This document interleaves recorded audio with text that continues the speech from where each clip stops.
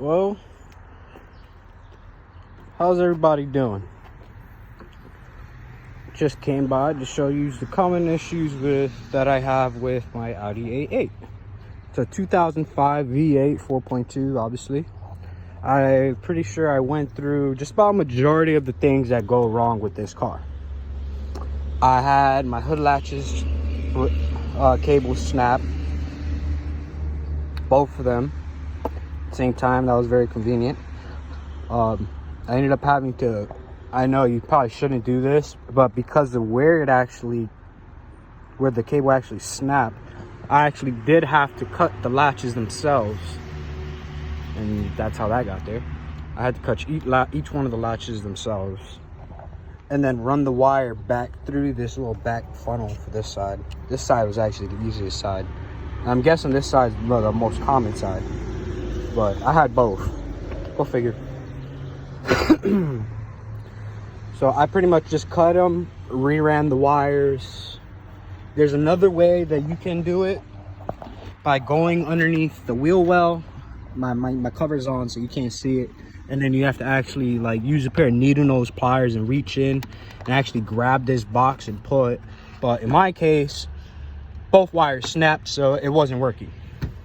So I cut it. Another issue I had, you can tell I just washed it. I would have constant water filling up inside of here. You can actually see that there's still a little water in there, if you can't. Because this is actually the second time I had this issue. Or this will get filled up with water. It'll come inside of your car. And when you're hearing when you got the AC on or the heat on, it'll sound like there's water just fumbling around in there. This is how you solve that problem. You got to take out this board, the board that's here. It just clips off. You pull this back, and under here, right here, this is the drainage port. This is where the water comes. Pretty much what happens is that when the motor bay gets filled with leaves and debris, it clogs up the bottom of the drainage port. It's a very, very common issue with this car. So for me, what I had to do was, I already done it once before. This isn't the original clip. I had to take out the original clip and then pull this off. You still see a little bit of water dripping out. See all that?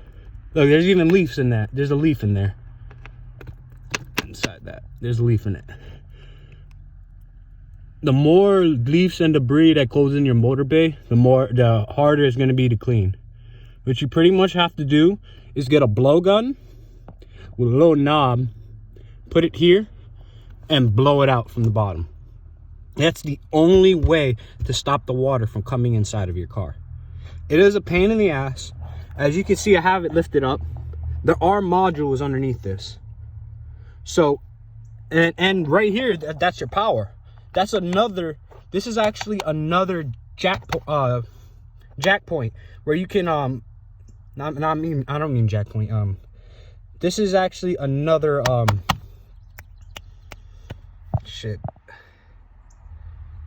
point. Yeah, another jump point. This is another jump point where you can actually jump your car at. I had that issue before where, my car battery died and then the key was stuck in the ignition and it would not release. And then I couldn't get into my trunk and I was completely locked out of the car. I actually paid a little kid to climb in there and release it for me. Then upon further notice,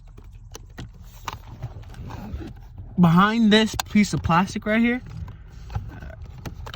I don't remember exactly how I did this. Underneath this little piece of plastic here, one sec.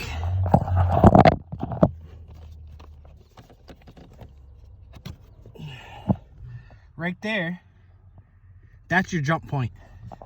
That's a secondary jump point, in case you didn't know.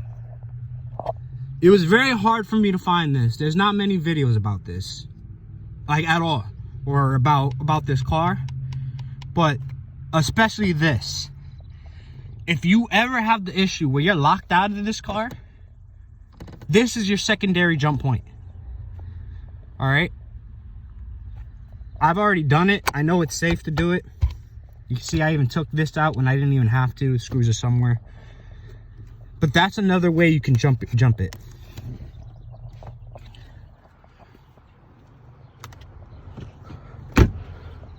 Overall, it has been a good car to me. Other than the slight issues it had. I've already had to replace the suspension, the air suspension, which was easy as hell. And the upper control arms.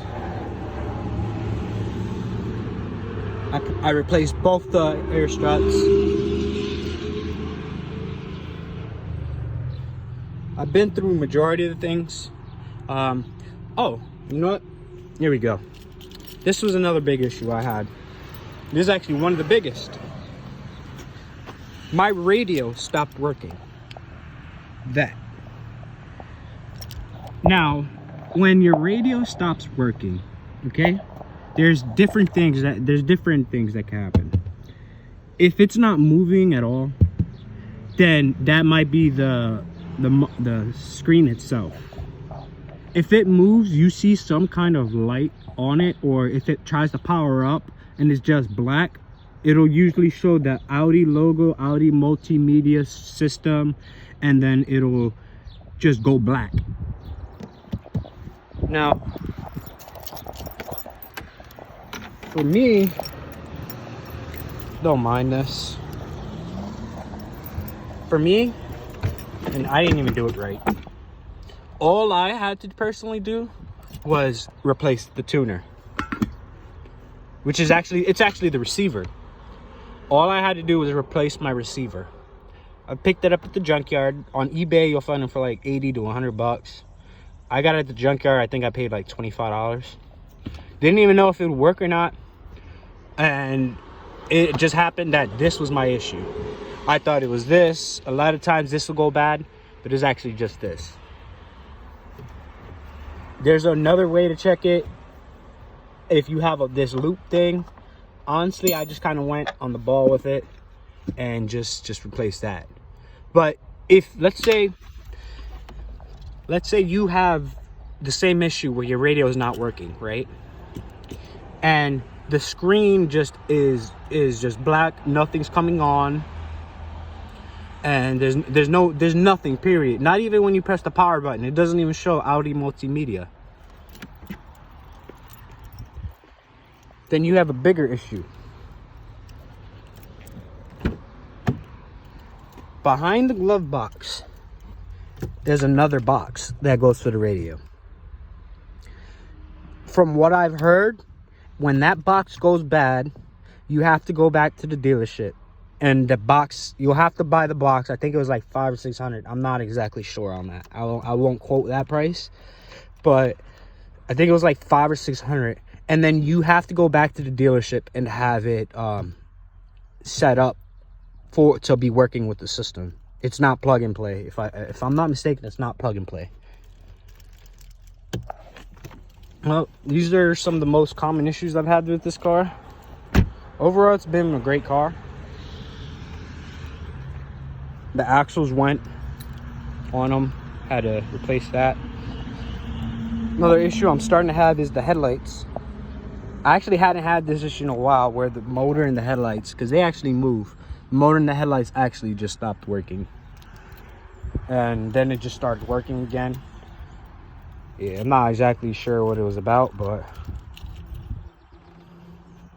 I mean, it works now, so I stopped playing with it. Well, that's all I have for you guys today.